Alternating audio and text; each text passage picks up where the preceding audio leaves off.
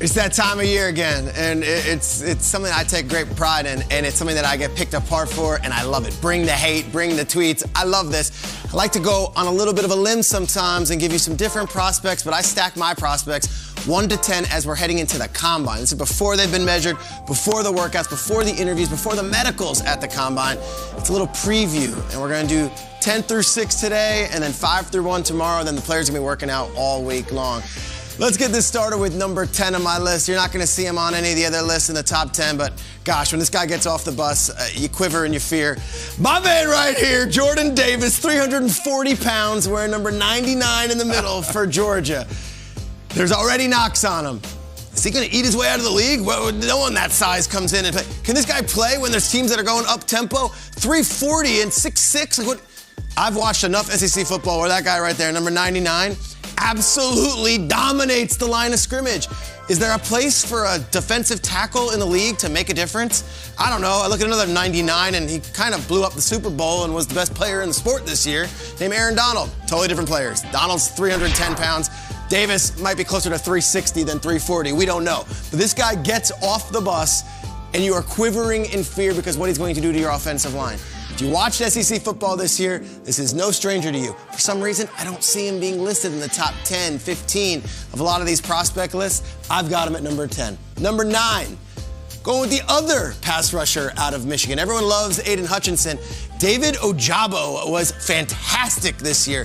Not a one-year wonder. He's been working on it, but towards the end of the season, when they had that Big Ten championship game, when they had that bowl game against Georgia, Ojabo is the best pass rusher on the team. I mean, obviously, Hutchinson is dominating from the edge spot.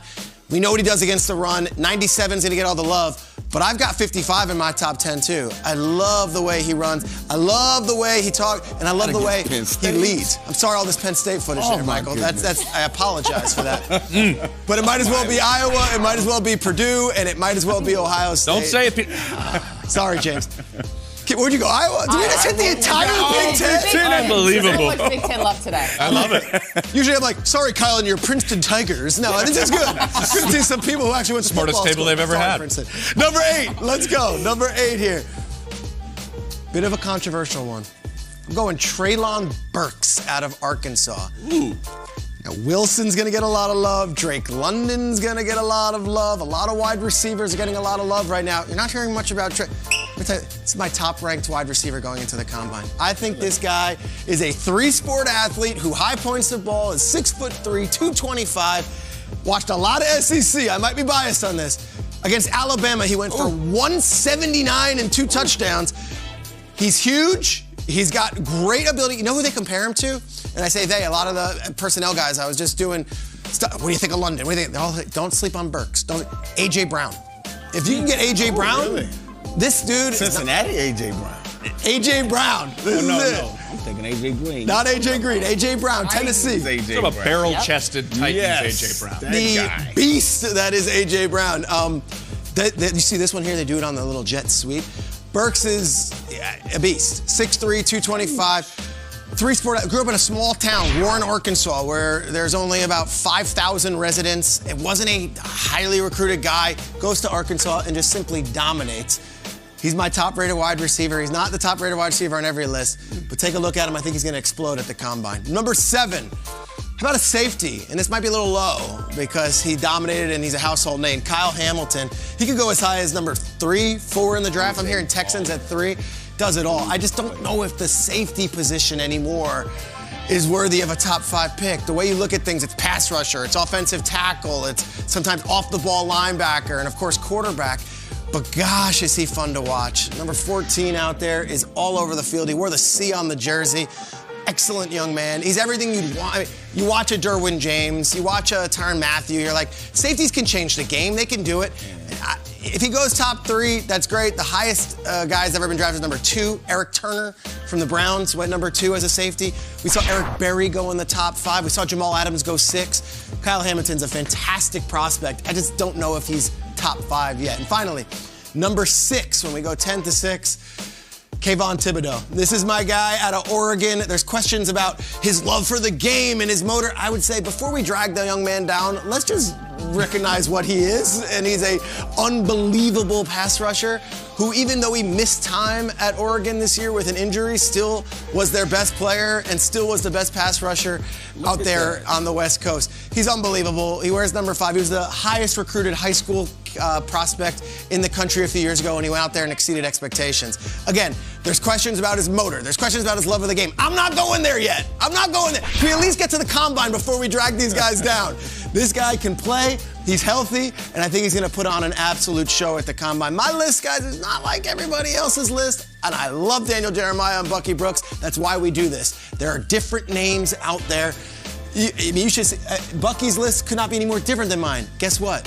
It's a matter of opinion. There's 32 teams. Their lists are different. So here's just 10 through 6. Michael Robinson, you played in the league for a long time. You played in the Big Ten, and then you played out there west with Seattle and San Francisco. What do you think of these 5 names? First of all, great job, Peter. Great insight there. Great job by you, brother. Seriously, man. He didn't drag anybody down. Let's go. And these are blue chipper guys. I mean, I love the safety pick. I understand your thought process of how, can he be a top 5 guy? Will guys look at a safety as a top 5 guy? But I look at Kyle Hamilton. He can play in big nickel situations. He has the movement skills to play the nickel position. And look at how these defenses are defending Patrick Mahomes and guys like Patrick Mahomes with the big, strong arms. Yep. 2 safety shell high, yep, with a safety being able to identify the run and being able to come up and make the tackle. I love he can do all that and more. And that's how they used him at Notre Dame. He would play linebacker. He'd go back. As good a safety prospect we've had in recent years. That includes Jamal Adams, who everyone loves. I just don't know if he's going to go top 5 like everyone's suggesting. James, what do you think? I just like that we're talking about Kyle Hamilton so much because we talk chess pieces on offense all the time. Yep. Tight ends that can do everything.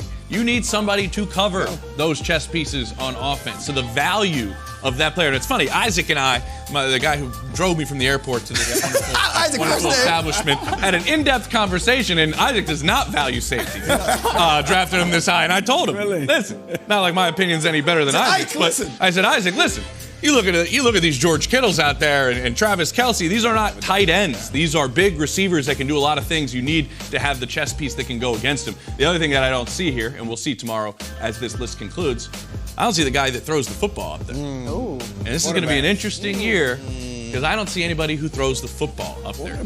Oh, some controversy, Peter. No, Peter might be right in that sense. I'm just saying I don't see it. I don't want to soil it. Yo, number 6 right there, that's where I've got my eyes. Right? We say your list is very different than DJ and Bucky's. We love that. But DJ tweeted out last night and he said, listen, this is going to be a combine where edge rushers are on the map. They have the possibility to have explosive workouts. Same with Thibodeaux. He's incredible, right? And then look at the teams that have the first 5 picks in this year's draft, right? We got the Jags, the Lions, the Texans, the Jets, and the Giants. All those teams are in the market for an edge rusher. It could all use pass rush. So it's gonna be a little interesting to see what happens. But love the list, Peter. Thank you. Let's go to number 5 on the list. Let's go back to Athens. I'm going with Travon Walker, defensive end out of Georgia, an absolute beast. This guy, 6'5", 275 pounds. Does it all. Started all 15 games last year for Georgia. Had a career-high 6 sacks, had 7.5 tackles for a loss. Again, one of these players that you're not seeing in the top 10 in many mock drafts. I'm telling you, this is the one who is going to blow up the combine. And out of this thing, everyone's going to be like, how do you pass on Travon Walker? He's such an athletic freak. Has been training at Exos, which is one of the top training facilities. Has been blowing it out of the water there. They're expecting him to be the workout warrior at the combine, but then you add that in with the fact that he's a national champion and he's a leader on that defensive line. Travon Walker, very high on him. And yet I'm not as high on Travon Walker as I am his teammate. Number 4 on my list, Nakobe Dean, the linebacker out of Georgia. Yes, another Georgia defensive player. I have 3 of them in my top 10 players on my list this year. And Nakobe Dean, I watch this player, I see another Georgia linebacker. I see Roquan Smith, and he might end up being even better. Now look, physically, he's not Darius Leonard. He doesn't come in with the giant wingspan. He doesn't run sideline to sideline like that. He might not be Fred Warner, but as far as leadership goes, as far as being Johnny on the spot, and as far as being a difference maker, I could see Nakobe Dean being not only a 10-year starter, I could see this guy being an all-pro in the NFL. Great linebacker, was the leader of this defense, a national championship defense that is just loaded with stars. Number 3 on my list, let's get to the big name that everyone's been talking about since really the start of the college football season. It's Aidan Hutchinson out of Michigan. Whereas number 97 was the superstar of December when the Michigan Wolverines not only beat Ohio State, but then won the Big Ten championship game and then went on to win and go and play in the National College Football Playoff. Aidan Hutchinson, the number 6'6", 265 pounds, senior, two-time captain, finished second in the Heisman as a defensive lineman. He was MVP of the Big Ten championship game in a game where they won 42-3. He was all over the field. This is the player that everyone says day one makes an impact, makes a difference. Again, is he Nick or Joey Bosa? Maybe not. It's a different type of player. He is a building block player, a franchise cornerstone, and someone that everyone says, hands down, top 3 pick. So why isn't he in the top 2? Because I'm going offensive line for my top 2 picks of the 2022 Combine. Number 2, let's head down to NC State, and let's go with Ike Ekwonu, who is an absolute freak of nature. 6'4", 320 pounds, and one of the greatest kids you'll meet. He had 31 starts over 3 seasons. He's a first-team All-American, and he is an eraser. This is a guy who had just 3 sacks allowed in 476 passing plays last year. According to NC State, this is a player who also had 67 pancake blocks last season. Not his career, in a season, 67. Again, 6'4", 320 pounds, an absolute athlete, but also comes from an amazing family. His father was a basketball star out of Nigeria. He himself was a 3-sport athlete. His twin brother, he plays for Notre Dame. Like, this is an incredible family, an incredible player, a day one starter who is flawless. And yet my number 1 prospect, I'm going back down to Bama, and I'm going to Evan Neal, offensive tackle for the Crimson Tide. I think he's going to be the first player overall. I think he's going to be blocking for Trevor Lawrence, and I think he's the top player in this combine. He's 350 pounds. That's fine. He's also 6'7", and he's got 41 career starts at Alabama. So he was blocking last year for Bryce Young, of course, but he also was with Mac Jones. And of course, he was there when there was different quarterbacks. Tua, Hurts, all those guys. 2 sacks allowed in 626 pass blocking attempts. Bryce Young last year had 3 touchdowns and a rushing touchdown in the bowl game, in the SEC championship game against Georgia. And it was this guy who was the biggest star, Evan Neal. I talked to a lot of GMs, talked to a lot of personnel guys. They said they'd be shocked if it's not Neal 1. And if it is Ekwonu or if it is Aidan Hutchinson, great. It's that kind of draft this year. There's no quarterbacks in my top 10. There are no running backs in my top 10. There's 1 wide receiver in my top 10. This is all about the big boys this year, guys. It's right down from a defensive tackle to several edge guys to a linebacker, and then right up top, the 2 tackles. I love this kind of draft. It's a crapshoot. There are several players on this list who will not go top 10. That's just how it goes. This is mine. This is how it goes going into the Combine. A lot can change. Michael Robinson, you watch a lot of college football. You know these draft prospects very well. What do you think of this list? And I don't know, that certain position under center just completely missing this year at this draft. Yeah, Peter, great job, brother. I really agree with a lot of these, man. Great job. I love Evan Neal. I mean, this guy probably is the most complete tackle in this draft. This kid can go to any team and instantly make that team better. I like his size and measurables, 350, 6'7". 6'7", K. He scares people walking off the bus. When he extends his arms, and you have to have a pass rusher run around this mountain of a man. I mean, even if he barely touches you, you won't sack the quarterback. I mean, and then his position versatility. He's played right tackle. He's played guard. He can play all up and down the offensive line. Look at this kid, man. I mean, and then on tape, you see him great in combination blocks. You see him getting up to the second level. So, I mean, Peter, dude, like, bravo, man. Like, excellent job with this list. I know James got another position you missed on this list. No, it's not really missed, and I'll agree with all of the ones that Peter hits on in a year. What I want to talk about is this is all about protecting the quarterback and getting after the quarterback. That's really the entire thing of this top 10, right, Peter? It is. Those are the 2 things we're looking at. But Dean jumps out at me, too, because we talked about Kyle Hamilton yesterday.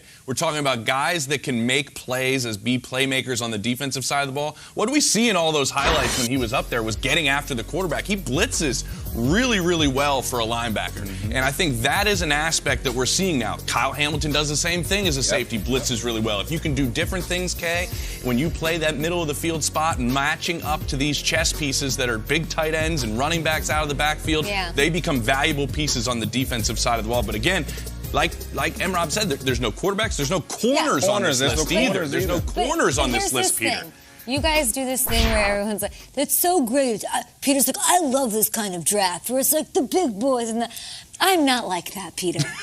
I love you. Because I have 7 defensive players, okay, 2 offensive linemen, 1 offensive skill position, no quarterbacks on this list. It's just not the kind of top 10 list I'm accustomed to in my time. The rules help offensive guys. Sure, great. So now teams are going after the defenders to affect the quarterback. I think positionless football is coming more to fruition where guys just can play any position. Schrager, here's my question. Schrager, here's my question. Even though there aren't any quarterbacks on this top 10 list, if there's one thing that you, my friend, have taught me, is that things change when these measurables come and these pro days come and these things happen and talk happens. Patrick Mahomes wasn't on anybody's radar as a top 10 pick until well into the process.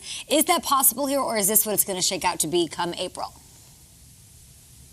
Yeah, and Kay, that's a great point. I think what happens is free agency, that wave happens, and then there's going to be some teams on the carousel that still don't have a quarterback. And it might be Carolina, it might be Denver, and then you're starting to say, well, look, Kenny Pickett might not be the 8th best player in this draft, but we need a quarterback. And all of our jobs are on the line at some point if we don't have a quarterback, and that's when that pressure comes. But they could go and wow this thing. And Kay, to your point about the wide receivers and the corners, it's actually a great thing because there are 25 wide receivers in this draft that I've been told that can go in the first 4 rounds. The issue is so many of these guys bring different things to the table, and there's such depth that maybe they don't go in the top 10 and you get them in the 2nd round or the 3rd round and they still make an impact, like we've seen Deebo Samuel in the 2nd round or Cooper Kupp in the 3rd round, because the depth at that position is so good. One name at corner who is an egregious omission by me, and I don't have him. I don't have a spot. You can't have them all. Sauce Gardner is his name. He is a tall, rangy corner out of Cincinnati. Everyone loves him, and his nickname is Sauce. So trust me, as someone who loves Sauce, I am going to be in on Sauce Gardner as well. He just did not make my top 10. He's on a lot of them. Yes. He could go as high as number 3 or number 4 overall, but it's an awesome, awesome draft class. Very deep. You just don't have those big quarterbacks and wide receivers up at the very top.